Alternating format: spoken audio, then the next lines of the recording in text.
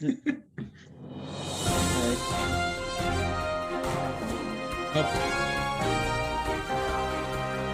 my light bulb just went out. Can you still see me? Yes, we can. Okay.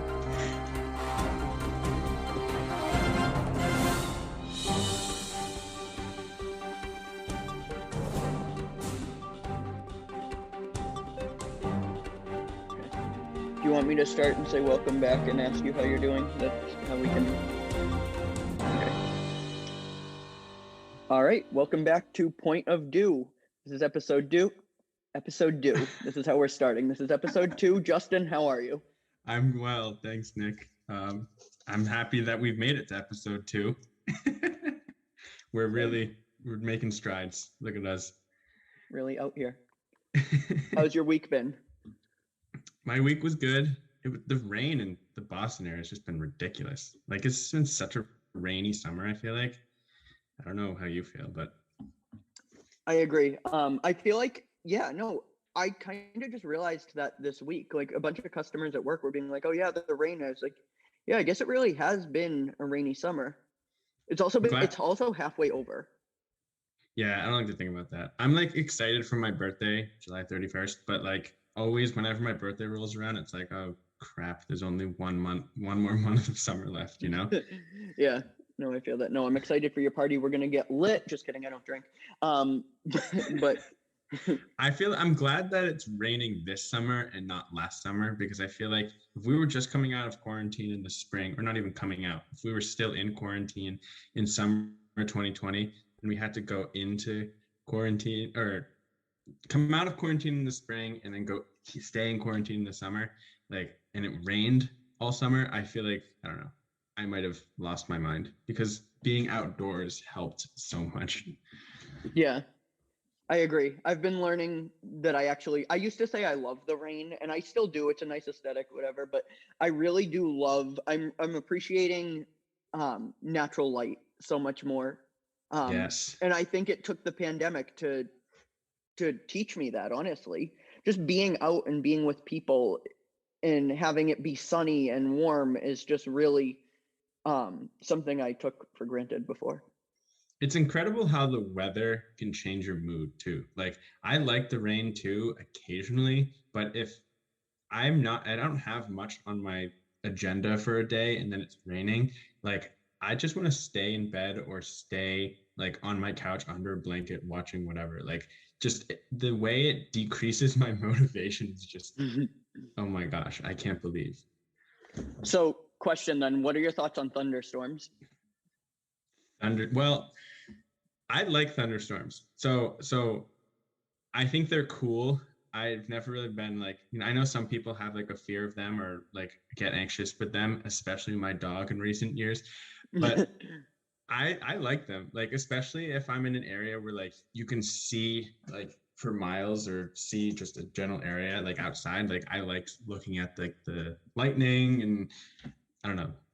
I might be weird and I might be the only one, but I like No, I think that's normal. I think I'm the abnormal one here. If a king is inside, I'll tolerate them. I like the idea of them. Oh, if yeah. I'm not, if I'm outside, absolutely not. No, thank you. I also don't like if a house is shaking during a thunderstorm, I'm all set.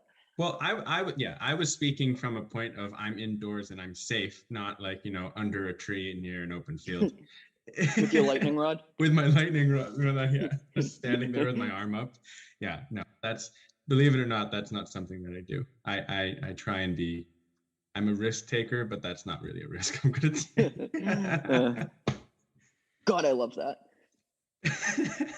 You know what else I love? The fact that my AirPod is like keeps popping out of my ear while I talk. This is not it right now. We love that. If you hear any static, it's me playing with my pushing your earbud, your AirPod back. Literally.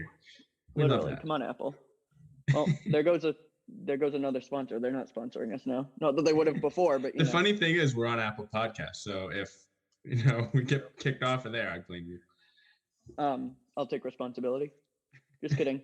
Love you, Tim Cook. What a guy. I honestly do really respect him as a CEO. I'll get into that. We can talk about those who don't know, Nick is an Apple fan all the way. I respect Apple. I like them, but I prefer Android, and so I get slack all the time for being an Android person because green text, people hate the color green apparently, and they can't name their chats and other stuff. But just so you know, iOS 15, you'll be able to FaceTime me. So hit me up. Everyone, just send me links. I will send you a link. In fact, I think in honor of that, we should do one of these recordings on FaceTime the first time that we're able to. Can you record on FaceTime? No, scratch that idea. Baby steps. I own an iPod though. People are like, "What? You have an iPod still?" And I own an iPod for the strict reason that when people get all twisted and whatever and don't, it's like, oh my gosh, you can't FaceTime. You have to use Google Duo instead. For those people, I own an iPod so that you can FaceTime me.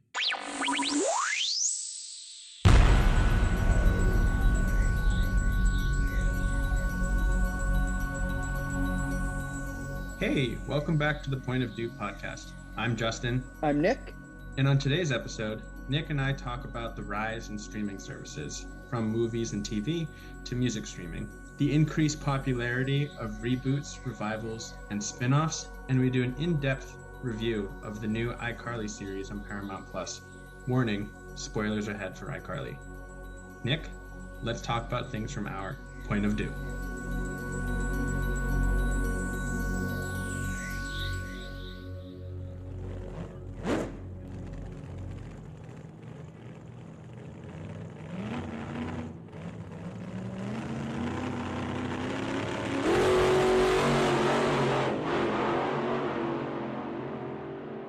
The dedication is there.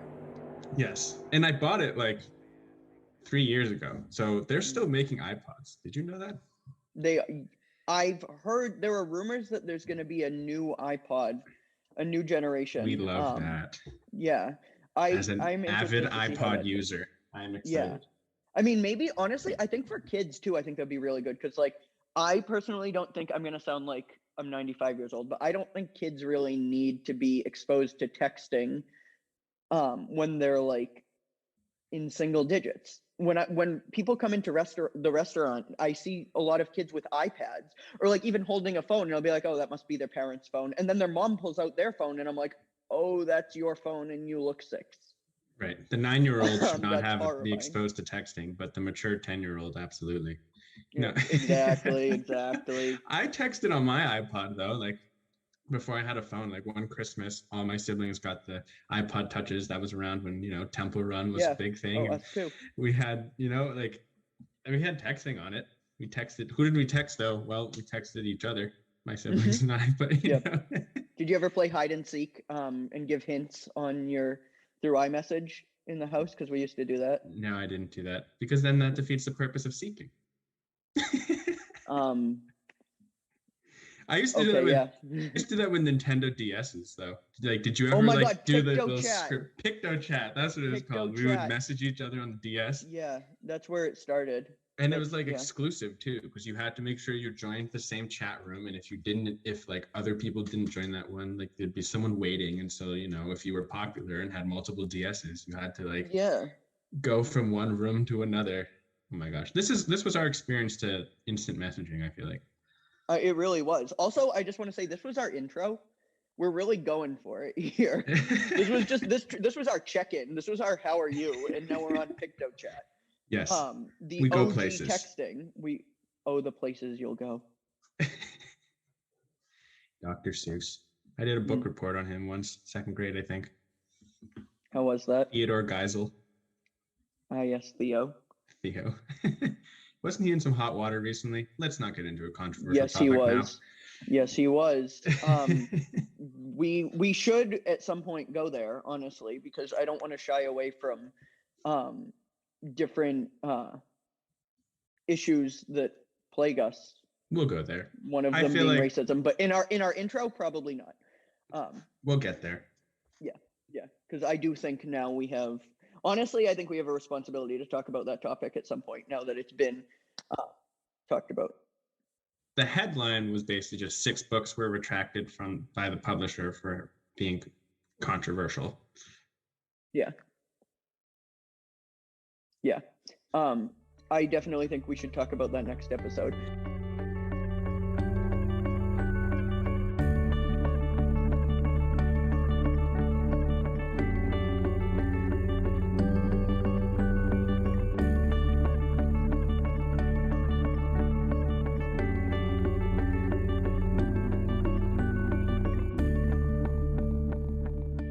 But for my intro, I just wanted to say that I immediately after recording the first episode of this podcast last week, I started getting ads for How to Adult. So with that said, Justin, Dan will be your new co-host, and I'll see you guys around.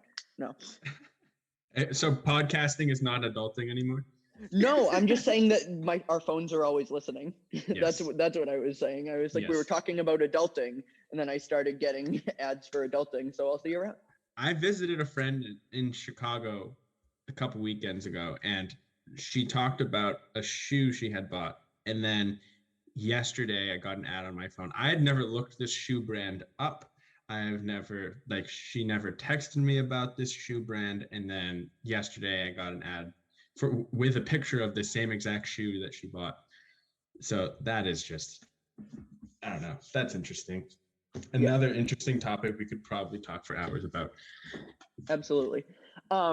Justin, earlier you did tell me that I was responsible for segueing into our main topic, and you told me to channel my inner Ellen DeGeneres. So our friends at Shutterfly love making dreams come true, so I'm going to make it a perfect segue. Last time we were talking about what it's like to just, graduate during a pandemic and be in that period between college and employment. And I've been doing a lot of that. I've been doing a lot of sitting on the couch and watching TV shows. So what I wanted to talk about today was a very hot topic right now, reboots and spinoffs. And I think one that's doing a great job of illustrating what it's really like to be in your 20s is the new iCarly. Yes. So that is what I'm interested in talking about. How was that? Did I do a good job? Yes, you did a very good job. And believe it or not, I'm just going to open my topic up because it is very much related. I was going to say the transition from typical cable to streaming services. So that was what I was thinking of talking about. So look at that. We didn't even share what we were going to talk about. But let's just open it up. Yeah, we got to say that now. We decided that we weren't going to share our topics with each other until we were live. So I didn't know that Justin was going to talk about that. That's really cool. That's perfect. Wow.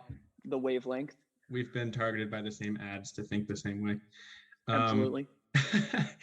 But yes, iCarly. Yes, I have watched all the way up to episode 7, and then my free trial for Paramount Plus has expired. So we'll see what happens there. But it's interesting. I gotta cancel mine. Mine technically expired on Saturday, but yes, they have new episodes every Thursday. They released it a couple of weeks ago with I think 3 or 4 episodes. I think 3. Now they're 7 episodes in. I think they're doing 10 episodes a season. It's interesting. I watch the show for Jerry Trainer. I think he is a gem. I love him so much. Spencer has always been just my favorite character. Who knew that spontaneous combustion could be so funny? I've made spaghetti tacos before. Have you? How were they? They're pretty good. I mean, besides from the corn shell getting soggy, which you'd kind of expect from the sauce, they're pretty good. It's a good combination of flavors and textures, and it's a time for the palate. It's an interesting time for the palate. Have you had meatballs in them? Because they did do that on one episode. They did meatballs, not just spaghetti? Yeah. I'm trying to forget. This was I think I was in middle school or high school when we did this. High school wasn't that long ago. I don't know. I thought you meant when the show came out. I was like, we were in elementary school when the show came out. We were in elementary school when the show came 2007, yeah. Really? No way. Yeah, it was 2007 to 2012. Wow. So middle school too, but when it first came out. Wow. I didn't think it was that long ago. But I don't know if we had meatballs, but I'm sure that would add another layer of flavor and experienced. I'll try it. I want to try it before our next episode. We should get together and, I don't know, make a YouTube video of us making spaghetti tacos. I'm down. I'm there. Anything that involves meatballs, I'm down. Honestly, we had meatball subs on the specials menu the other day, and I would be lying if I told you I didn't walk by that vat of meatballs at least 17 times, stick a toothpick in there, and put one in my mouth. I genuinely think I ate half of them. So, is that allowed? No. And then go up to people and be like, no one's gonna hear this. Hopefully not. Sorry to my manager, if you're listening. But yeah, then I go up to tables and be like, no, I didn't do that. That part I did not do. I have never gone to a table with a mouthful of food. I can recommend the meatballs from person. Yeah. Yeah. What do you think about the new iCarly? Have you been watching it? I have. I'm up to like episode 5. I'm more interested in hearing what you have if you have any more to say, because full disclosure, I listened back to the first podcast. I listened to the first episode of the podcast, which I don't recommend ever listening to yourself. It's horrid, but I'm working on shutting the because I felt like I talked way too much in the first episode. So what is your We're making progress. We're new at this. It's okay. Yeah. What are your thoughts on like how they're doing the show? Like, do you think it's successful? Do you think it's what you wanted to see out of an iCarly reboot? Yeah, I think it's interesting. I wanted to see the characters back. I think the first couple of episodes, the task they had to do was tell us where the characters have been, because obviously they've grown up. I mean, in real life, Nathan Kress has like 2 kids and is married, but even though he still looks like, I don't know, a little Freddie in my eyes. See, I think he looks like a lot older now. Do you? It's the beard. Yeah, he's receding. Think it's the beard? Well, he's receding. They're like covering up. Yeah, they're like doing like a comb over thing for him. Really? I didn't even notice that. Yeah. I don't know. His face looks the same. I don't know. Yeah, absolutely. But I think that, their task was catch us up to speed, tell us where Sam is, because Jeanette McCurdy decided not to join the reboot, the revival. She's pursuing other things, and honestly, good for her. But I think it's interesting. It's not the same show that we're used to, because actual like iCarly web show series within the TV episodes aren't in every episode. Right.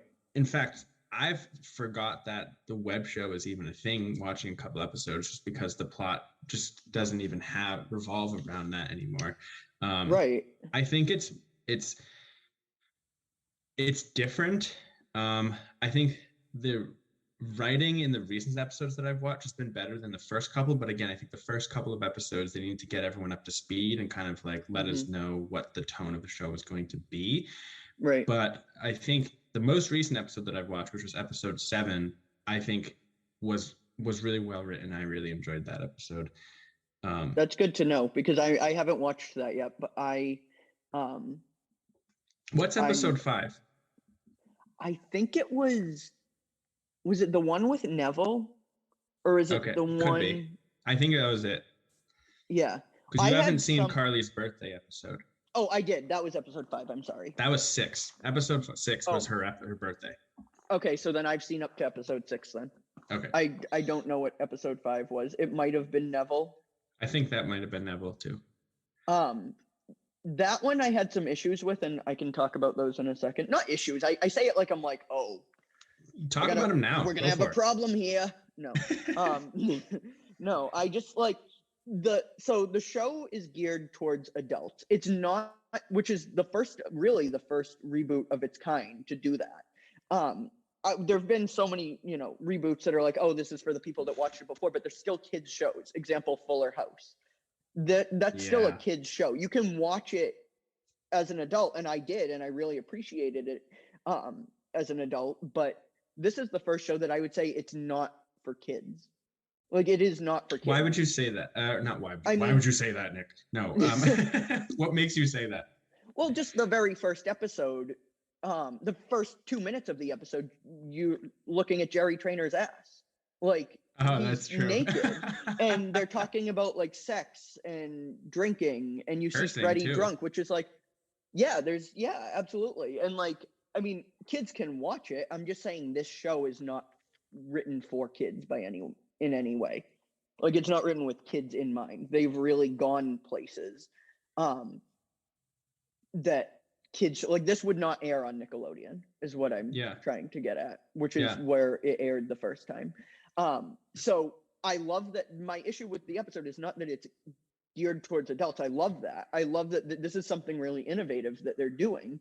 And you're referring to the Neville episode, right? Well, I mean, they're doing that in every episode, but my thing with the Neville episode is the plot is so juvenile. Like, Carly, a 30-year-old woman, thinks that Neville's bride, spoiler alert, is a robot.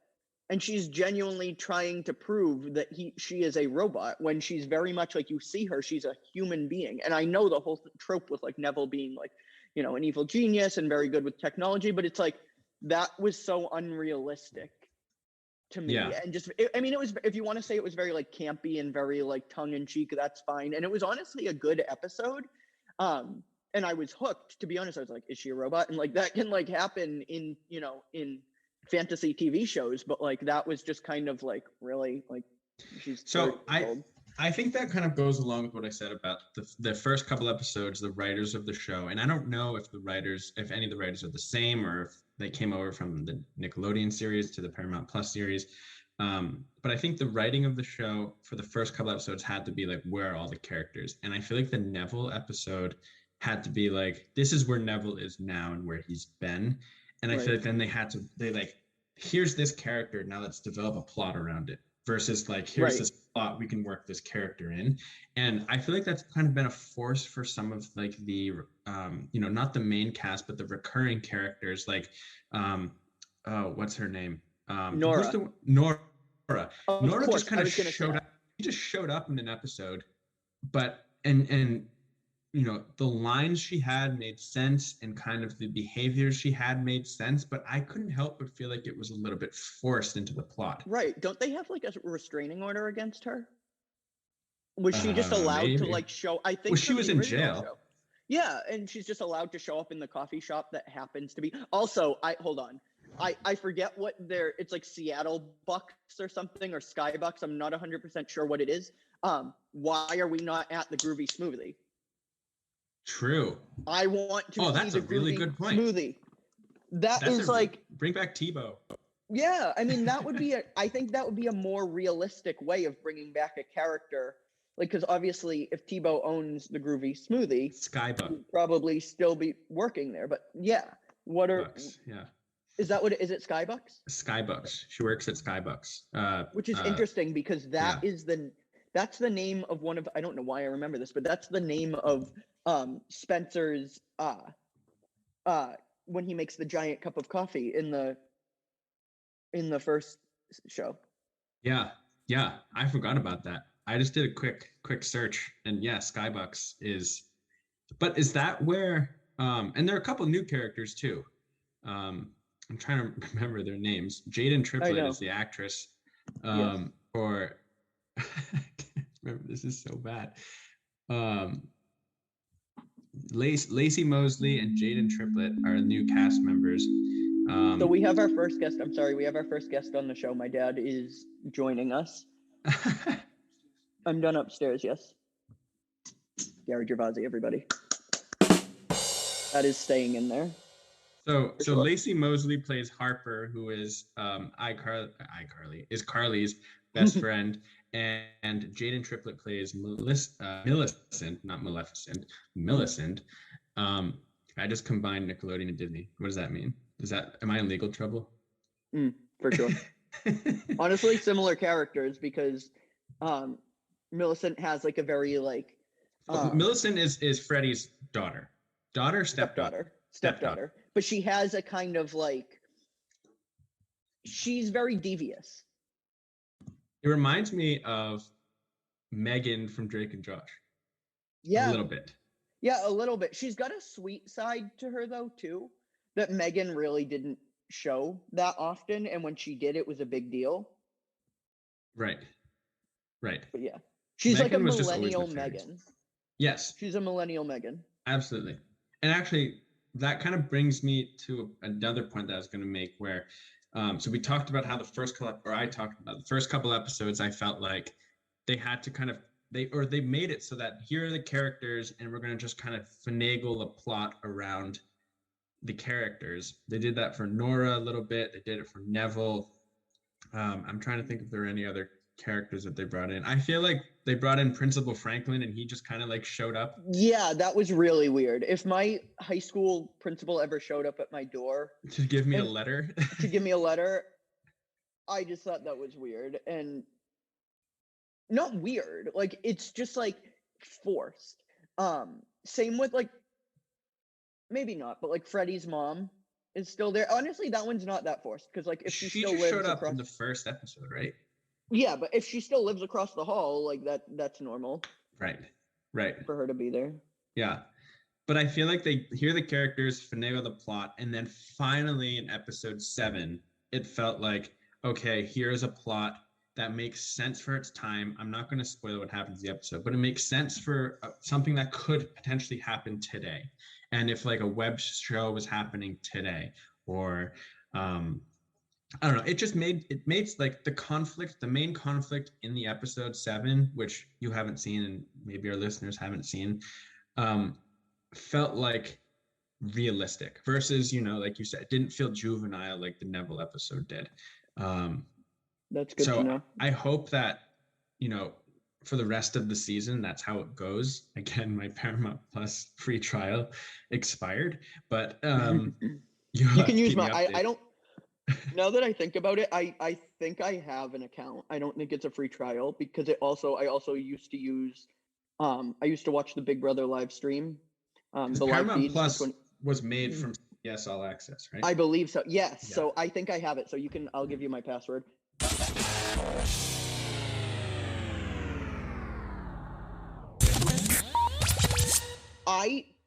On the opposite, and I want to talk about a little bit about like what you said, like this episode 7, which I haven't seen, seems a little bit more realistic. I do think there are some things they've done realistically. I like that Carly doesn't, and Freddie for that matter, they don't have much going for them right now. Like they're kind of just like, they're obviously, and I'm saying this in terms of like, they're just kind of like, they don't have like partners. They have their friends, and they're kind of like, honestly, wash-ups a little bit when they're like, I mean, Carly for sure, she was this internet celebrity, and now she's like, I don't know if I can do it anymore. Like, would people even remember me? Yeah, it seems like she still has the celebrity because in one of the episodes, she kind of uses iCarly to talk about Spencer's art, and it seems like she still has the following. That's true. But it seems like they haven't really.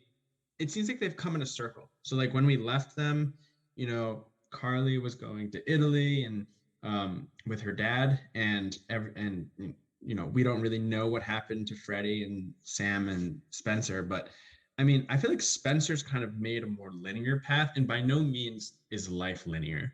It's more kind of like an up and down. This is kind of what happens. There's no straight line of what you should be doing in life. But it seems like, Spencer's rich.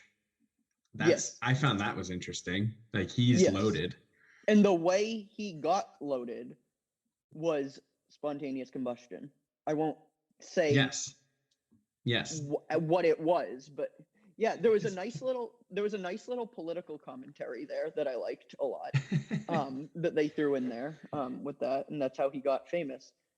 And then Freddie, he has a lot of baggage now. He's got and I feel like he's come full circle. He's come all the way back to now. Like you said, they don't have a lot go. Yeah, imagine living with your parents after school. I can't. What's that like? I have no idea. We're both in our childhood bedrooms, if you didn't know.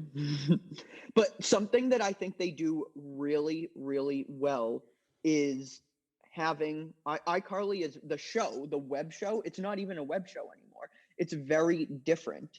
and it's very 2021. She has a channel. She calls it a channel now, and they record it on their phone, and she doesn't always do it in the studio. I think in episode 3 at the art gallery, she does iCarly um from the museum that Spencer's Right. art is in. It's very much with the times, which I think is interesting because back when iCarly was on air, the original show, it didn't seem very, very realistic. I used to think, well, they wouldn't be famous because they have a web show. Like, that's ridiculous. Like, this isn't like really a thing. Also, what, they meet celebrities and they sign autographs? Like, they're just these two girls from Seattle doing a web show. But fast That's because forward, and like, YouTube was founded in 2005, and there wasn't really right, vloggers or anything until much later. absolutely. But then fast forward to now, web stars are probably some of the biggest celebrities in the world, at least for Gen Z.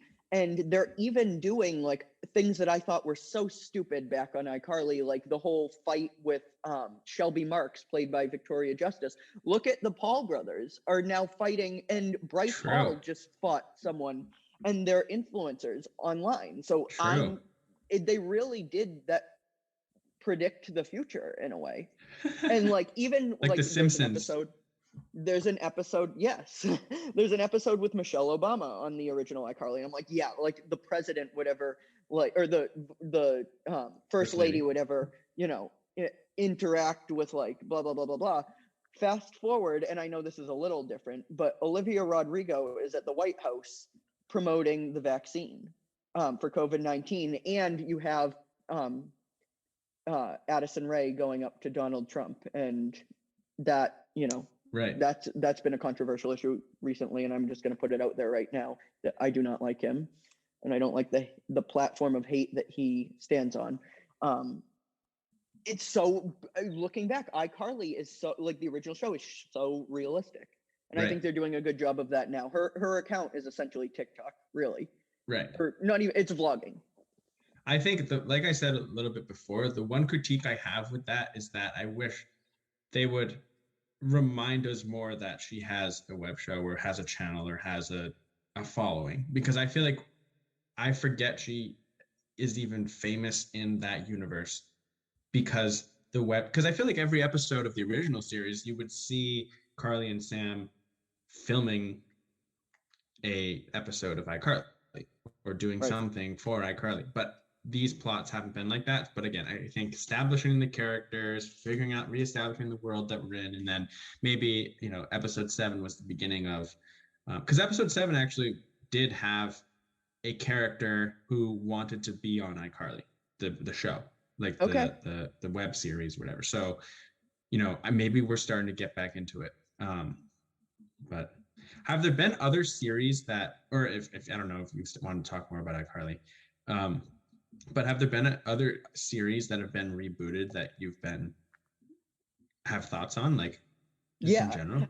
Yes, I just have one more thing to say on iCarly, and I think this is a good transition to the other shows, is that I know fans want to see a certain thing. Like, they might want to see the web show. They might want to see Sam, even though Jeanette McCurdy has decided that she's not going to return to the show. But if we're making it realistic, not all of these characters are going to come back. Not all of them are going to stay the same. Like, I know for sure that I am not the same person that I was in middle school. And think about your middle school best friends. Are you best friends with them? Like, still, maybe you are. I don't know, but I know I'm not. I don't really see them anymore. But yes, Carly and Sam were such good friends, but I think the way they kind of like, oh, the biker gang that she joined, like, she's living her dream and she's not going to come back. I think personally, I think Sam would come back for iCarly. So I think a more realistic, and as devastating as this is for fans, and maybe it's a controversial opinion, would have been to say they just grew apart, because that is what happens with really good friends. That's the thing. Right. I don't know. But yes, to answer your question, I've watched Fuller House. Um, I'm watching American Horror Stories, which isn't a reboot, but it's a spinoff. I watched the first couple of episodes of Raven's Home, which was a spinoff of That's So Raven. Or yeah, a reboot. Sorry, not a spinoff, a reboot of That's So Raven. What about you? I'm trying to think. I've watched Fuller House. Fuller House kept the same formula. Um, I feel like it was, exposition, you know, tension rises and then ends with a hug. I feel like that's how Fuller House stayed. Same as Full House. I make fun of the show a lot, but you know it works for for a certain audience. I think it's a little bit cheesy, but you know it works. It always been. It worked well. Will and Grace. I love Will and Grace. I got into Will and Grace freshman year of high school, or not high school, freshman year of college. That would be the show that I just binged for some reason. I found it. I love sitcoms. I'm a big sitcom fan. So I kind of watched all of the original seasons. Was like, okay, it ended, and then I heard they were being like brought back, and I was just they were back for 3 seasons, and it was great. I just love those characters. I think it's a hilarious show. It was a monumental show for their time, being that 2 of the main characters were openly gay. I didn't know that actually. I knew one of them was. Was it Will? So Will and Jack. If you say Grace, I'm gonna okay.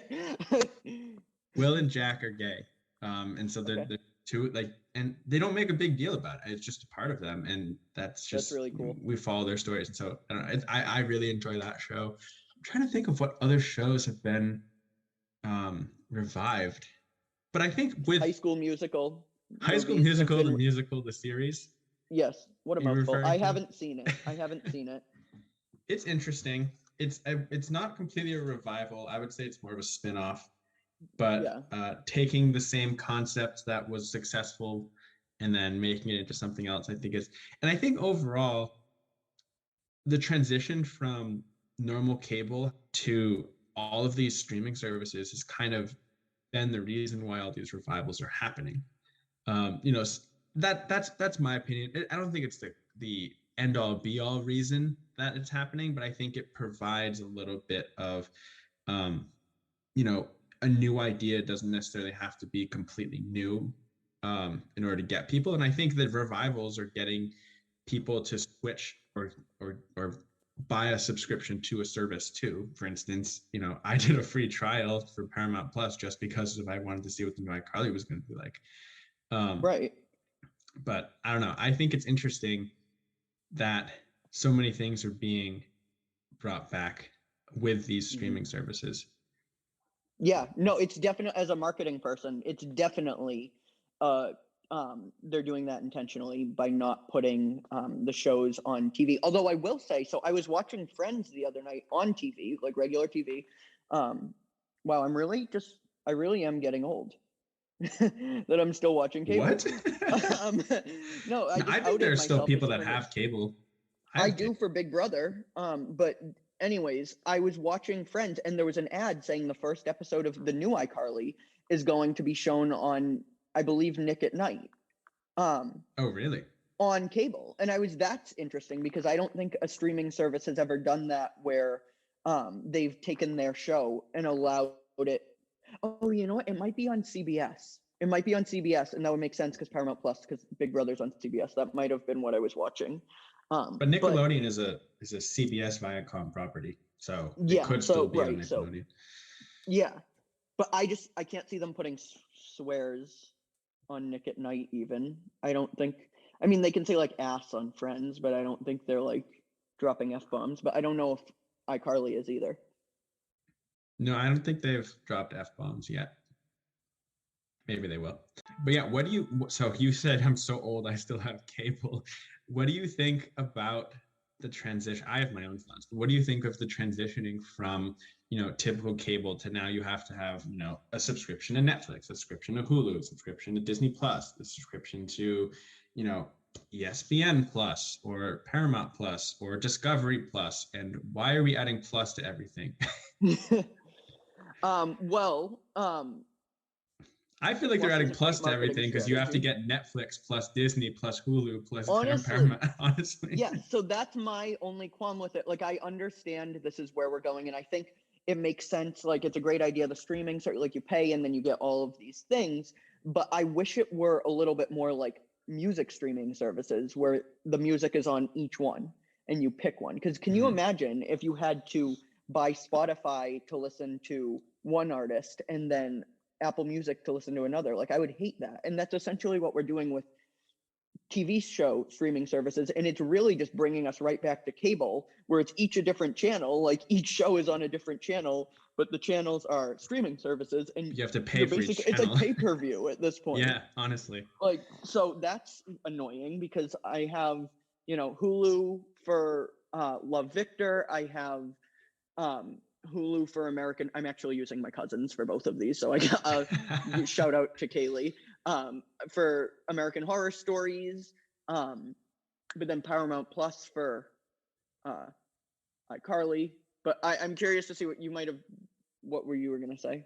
I'm curious to see what you were gonna say. Well, I agree. I think it was nice, although cable was expensive. Mm-hmm. I think it was nice you paid one thing, it was one bill, and you got access to all of these things. I feel like now, and I still haven't, the phrase is cut the cord from cable now that people are using. My family still hasn't cut the cord, although we're trying to figure out what would be best for us. But yet we still have paying for cable, paying for Netflix, paying for Hulu, paying for Amazon Prime, or That's Prime another one. Video, Amazon Prime Video Yeah. is theirs. We're paying for all these. So it's just, I think they need to, it's great for the company, but it's not so great for the consumer, which I feel like you brought up music streaming. It's the opposite for music streaming, because music streaming, you pay for one service, whether it be Spotify, whether it be Apple Music, whether it be YouTube Music, whatever, what have you.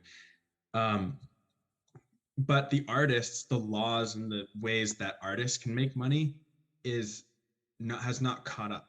It's great for Apple and great for Spotify and great for Google, who owns YouTube Music, but it's not necessarily great for the artist. So I feel like the way television and entertainment is going, it's great for the companies and potentially great for like the production crews and anyone involved too, and the actors, because you pay for, you pay for this, the access to the content, which you kind of were doing in a way, I don't know the nitty gritty of it with cable, but now, I don't know, you're just paying for every single one.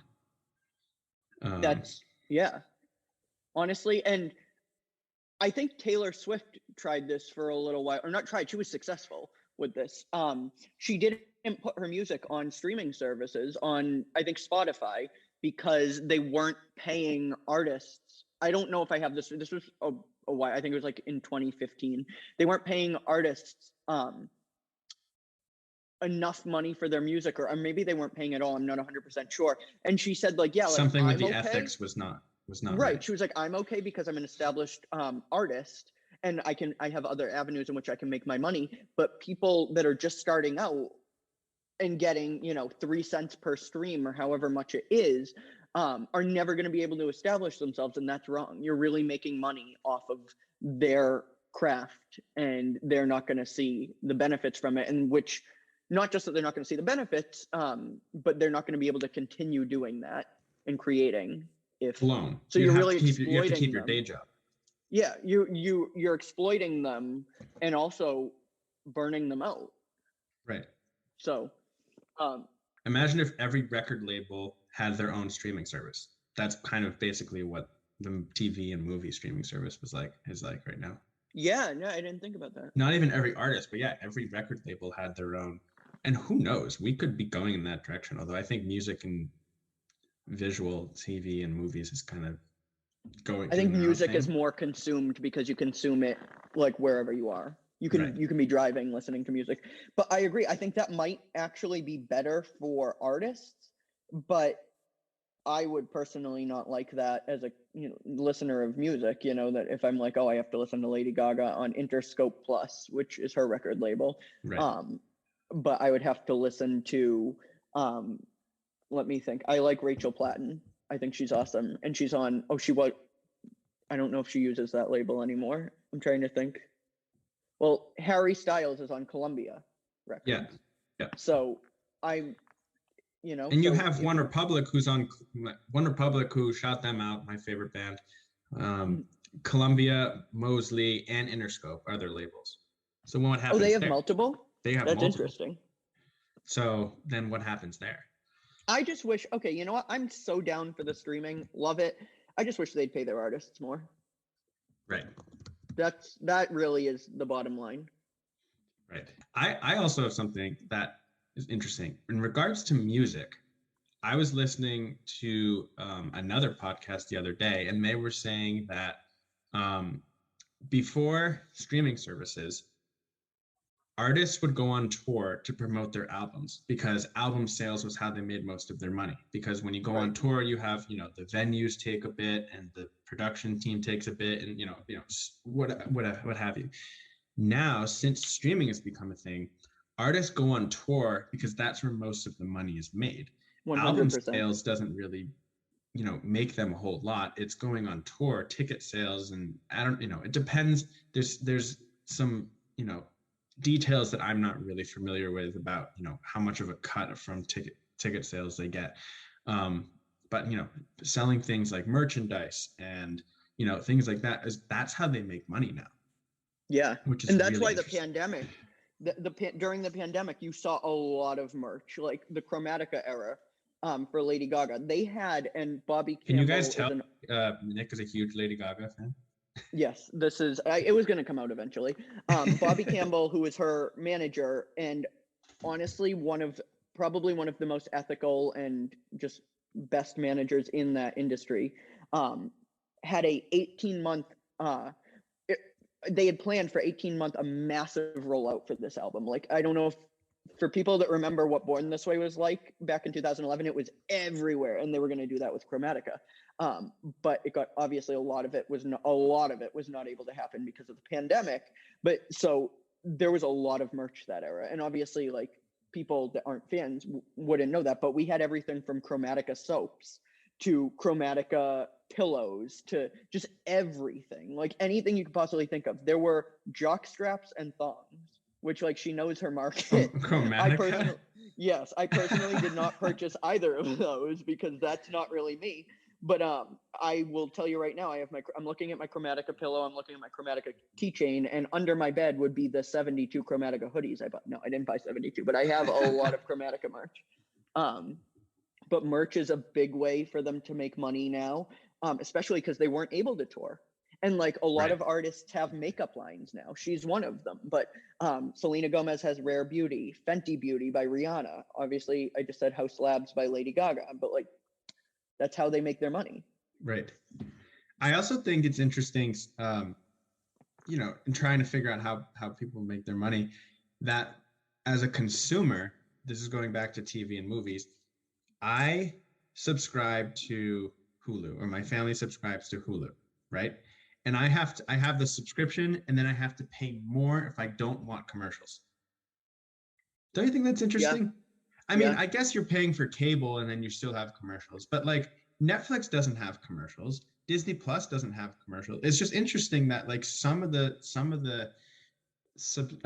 streaming services, and this is not telling the streaming services to give commercials to everyone, so then they have to pay a premium, but to get rid of them. But like, it's interesting that like Hulu, and I think Amazon does the same thing, where you have to pay more. You pay a baseline, and then you have to pay more to not have commercials. I don't know. That could just be me. And, and then I'll Paramount stop my rant here because I feel like I'm getting, Paramount Plus. And then I think it's interesting too, but this kind of makes sense. And I don't know all the finances behind it, but I have HBO Max, and a movie that just came out, it's in theaters right now, is Space Jam Legacy. That's a Warner Brothers thing, and Warner That's a Brothers, wild concept to that movie to me. It is like they really mashed two things together, which is like really cool. It's a sequel, right? I mean, it's an unrelated sequel. I did not know that. I did not know that. Michael Jordan was in the first one. They got Looney Tunes and the basketball, and they kind of, animated world mixed with, basketball. And then LeBron James is in this one. So it's a sequel. They're kind of unrelated, although there are, I saw it the other day. There are some references to each other, or to the first one. But for HBO Max, again, owned by Warner Brothers, I don't have to pay more to access well, Space Jam Legacy, which is currently in theaters, and watch it in my home. If I do that for Disney Plus, I have to pay more to watch Black Widow, which is currently in theaters. So again, I probably should have. I mean, I didn't know we'd be talking about this, but I should probably go and look at like the difference baseline that I'm paying for each streaming service to see how they compare. But I think it's interesting the ways that these companies are doing it, where you have to do a premium if you're going to watch, um, you know, something that's in theaters currently. Which honestly, that makes sense because it's like you have if you rent a movie on demand, you have to pay for it, even though you're paying cable. Capitalism. Yeah, we live in We a live in a society. um, but I don't know. And with the HBO Max, I don't have to. But I don't know. HBO has also is known for their being the home box office, which is what HBO stands for. I did not know that. Movies, yeah. So Interesting. I don't know. Maybe I should just bite my tongue, but no, I think that was, I mean, it's a very relevant topic, and it's obviously it's not like a unique concern. You're not the only one that's thinking about this. But I wonder if there will be bundles. Like I've heard of that. Because obviously, so Disney is owning the world currently, and they have ESPN and Hulu, and obviously Disney Plus. And there's the Disney bundle, which I believe right now is $13.99 for Disney Plus, Hulu, and ESPN Plus. But I'm curious because other companies are very much their own thing. Like Netflix, I can't see Netflix merging with anything else. Fun fact about them. I have a fun fact. Yes. Did you know that? About Netflix? Just make sure I'm getting this right. Yeah. They approached Blockbuster, the video rental store. For those youngins listening, Blockbuster, you used to be a physical store where you'd have to go in to buy used to be VHS tape to rent a movie or DVD player or DVD to rent a movie. Anyway, go ahead, Nick. Yeah, and they were super popular. They were everywhere. Netflix approached Blockbuster with their idea to at the time it was sending out videos, I believe, because that's how Netflix started. It wasn't streaming. Saying like making it more digital, basically. Blockbuster said, "Would you like to buy this idea from us?" And Blockbuster said, "No, it's a stupid idea," and they rejected it. Interesting. And Netflix is the sole reason that Blockbuster no longer exists. Interesting. And I just find that wild. So it's really there's a lesson in like just future-proofing your business. It's anticipating change instead of being able to adapt. I think anticipating is the best way to do it than adapting. And if you're not adapting, you're out of business. Yeah. And well, anyway, my previous point there was just I wonder if companies will bundle to make it easier on the consumer, because I feel like you have all these you're paying all these different things, streaming services, cable, whatever, versus just having everything all in one. And yeah, also I think it's interesting that Netflix used to be similar to Blockbuster, but not really, because it wasn't a physical store. You would like order a DVD online, it'd come in the mail, and then you'd send it back. Kind of like Redbox. Yes. What happened to Redbox? Yeah, well, yeah, true. Well, I think Redbox's decline was their lack of,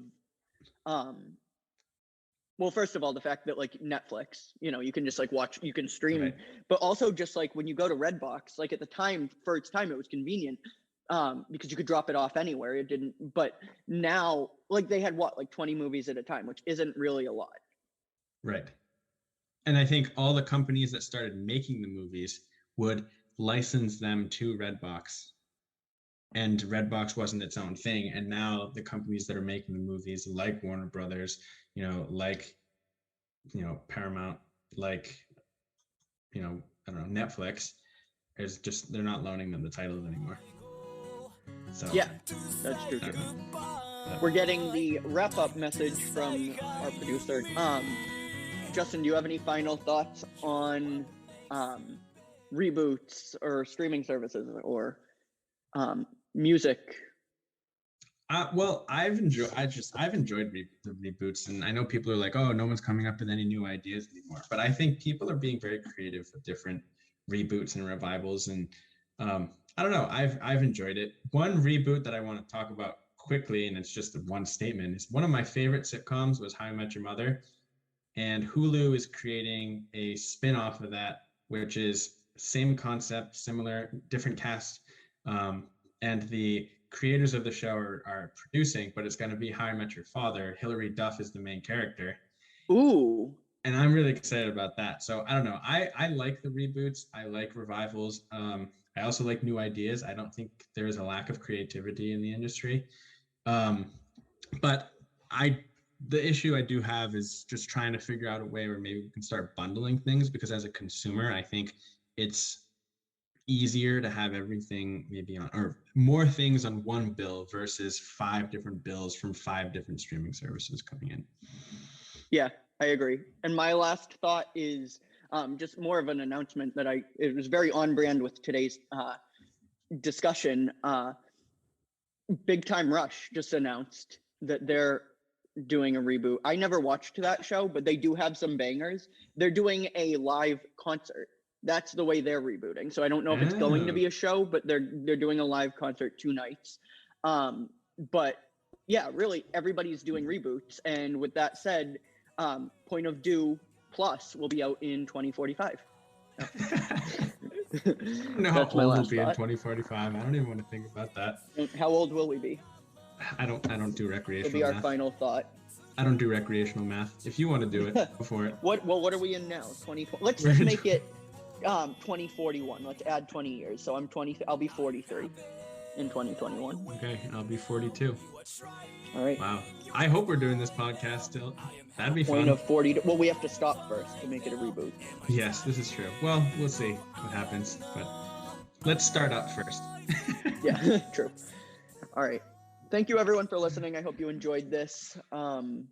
We want to thank our producer for all the work that he does, and we hope to see you in the next episode. Peace. Everything's going right, cheers me up, because time to say goodbye to myself in the past. Time to say goodbye.